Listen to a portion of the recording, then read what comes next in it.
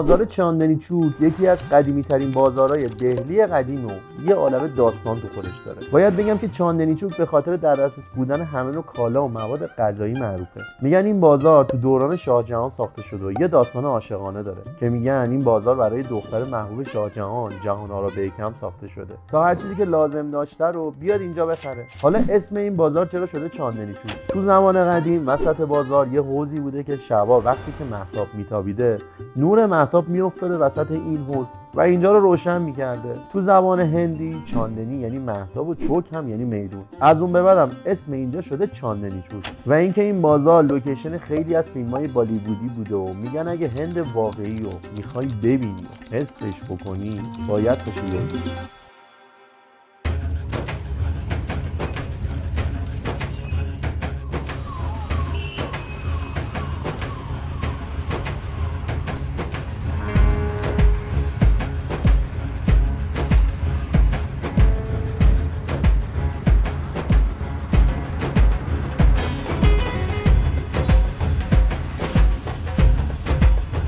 یکی از بهترین وسیله‌های حمل و نقل توی هند که هم ارزونه هم خیلی سریع شما رو جابجا میکنه ریکشاه.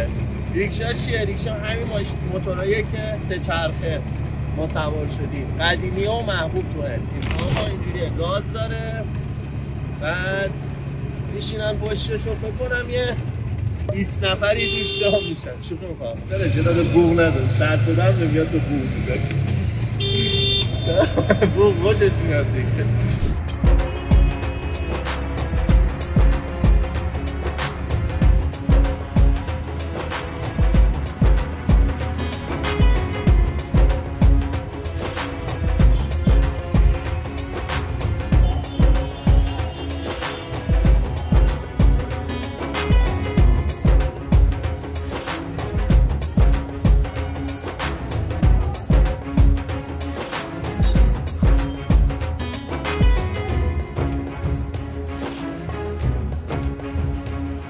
خب رسیدیم بازار چاندنی چوک، یکی از بازارهای شلوغ هنده، میشه گفت شلوغ‌ترین بازار هنده. همه چی اینجا هست، ادویه، جواهر، لوازم الکترونیک، نمیدونم هر چیزی که فکرشو بکنی اینجاست. خیلی جای شلوغی. پیشنهاد میکنم تنها نیایید. من بار سومه که میام، یعنی یه ذره بلدم پیچ و خمشو، ولی میایید مراقب وسیله‌هاتون هم باید باشید. بریم ببینیم که چه خبره اینجا.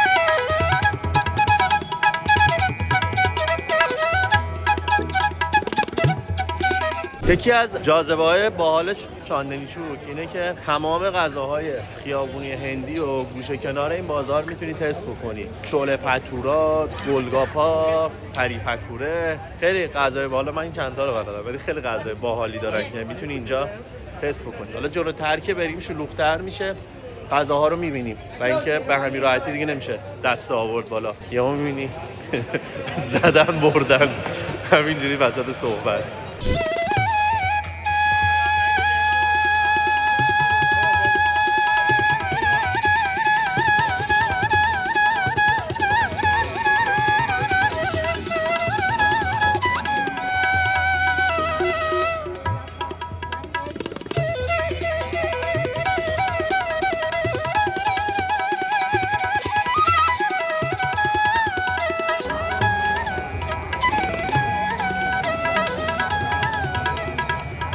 خب توی چاندنی چوک رسیدیم جایی که غذاهای خود هندی رو میفروشن و حالا وایستادن دور تا دور این میدون وایستادن و غذای هندی میفروشن. حالا از این دوستمون شروع بکنیم.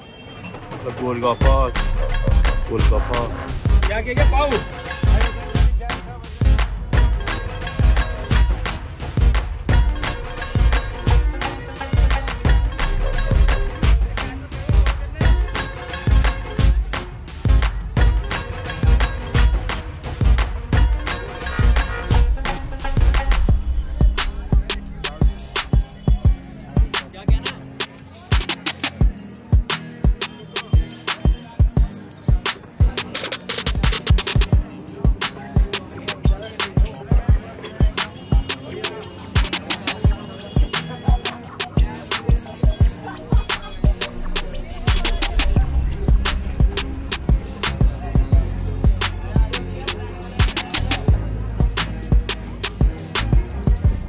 یه چیز جالب راجع به غذاهاشون بگم.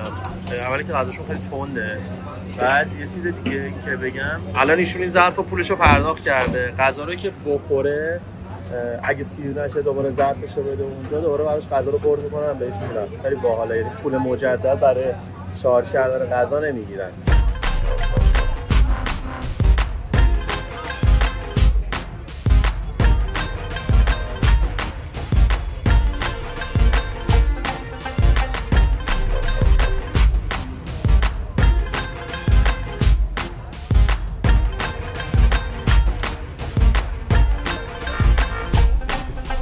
یه چیز جالب که فهمیدم اینه که ما با هندی‌ها یه چیز نزدیک به 8000 تا به بالا کلمه مشترک داریم.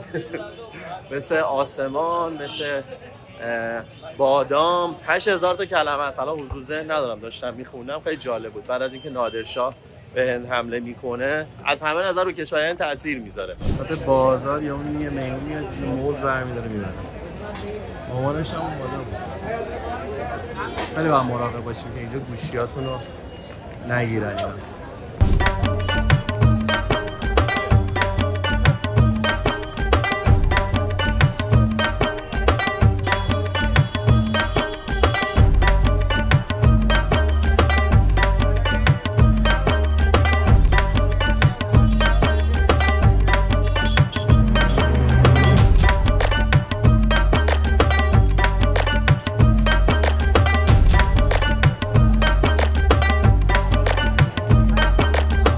بازار همه چی هست، بدلیجات، پارچه، ادویه، هر چیزی که فکرشو کنی و تو این بازار میتونی پیدا بکنی. فقط سیمای برق،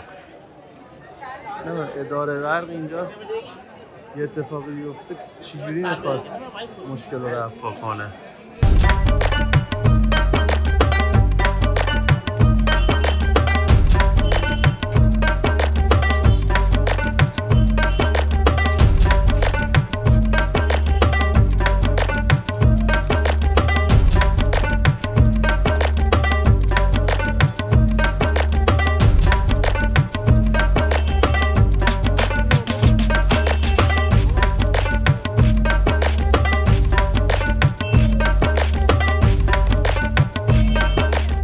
چیزایی که من تو هم خیلی باهاش حال میکنم اینه که یهو داری میری یه جا میبینی موهات نامرتبه، میای یه همچین جایی میشینی، موهاتو میزنی، کوتاه میکنی، میری.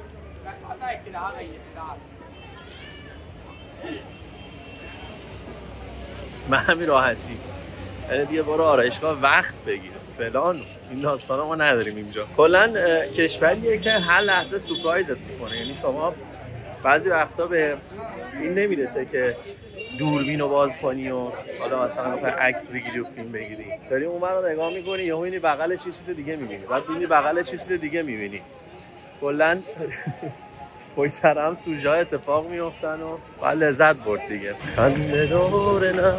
پارسال من با این آهنگ علی یاسینی کشته بودم، انقدر براشون خنده داره نخونده بودم. علی یاسینی به من زنگ زد داداش بس دیگه، هندی‌ها ریختن تو پیجم دارن منو ریپورت میکنن. اینور بازار کفش و چتونی اورجینال در حد فکر. کراکس داره با برند آدیداس، گیزی داره مارک پوما. رسیدیم به بازار عینک فروشاش. همه جا ریکشا میبینی، همه جا. نمیدونم برم وارد کجا میشم، ولی جای عجیبیه. بریم پیش خبره. خیلی جای عجیبیه.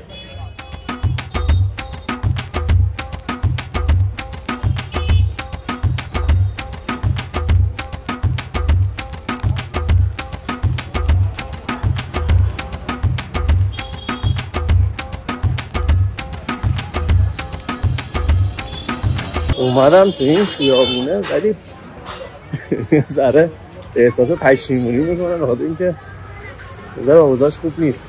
کلا خیلی شلوغ و یه ذره حالت ناامنی داره.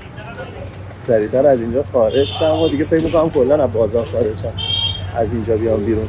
من میرم تو یه دونه از این کوچه‌های بازار. این از چی داره، از این کوچه‌های تنگ و تاریک بازار که ببینیم چی میرسیم. اینجا برای بخش چاپ و این چیزاست.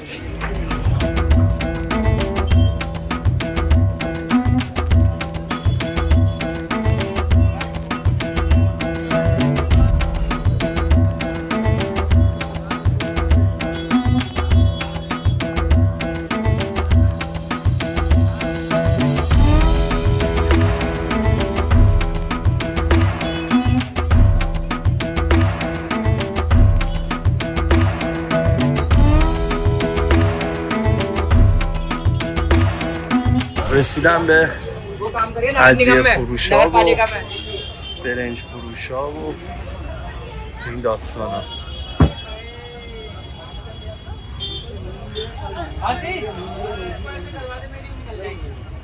عزیزم چجوری تو این شلوغی میخوابید شما؟ من نمیدونم.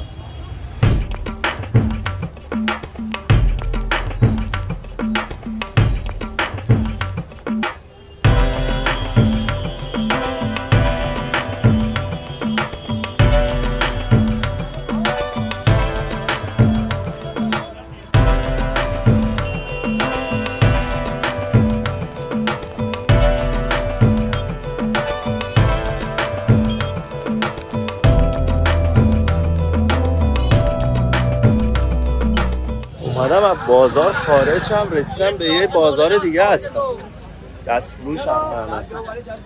حالا چجوری اینجا برم بیرون؟ داستانی دارم. فقط یه تیکر تو این بازار براتون رد بشم ببینید وضعیت چجوریه. با چوب اومده داره راه رو باز میکنه.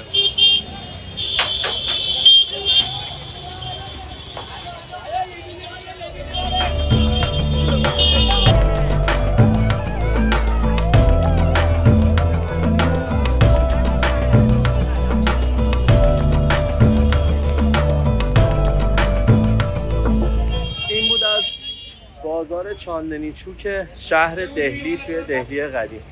نمیدونم واسه ویدیو اول امیدوارم که خوب شده باشه. در هر صورت اینا رو میذارم اینجا که کاملش هم داشته باشیم یه موقع کسی خواست به دردش بخوره.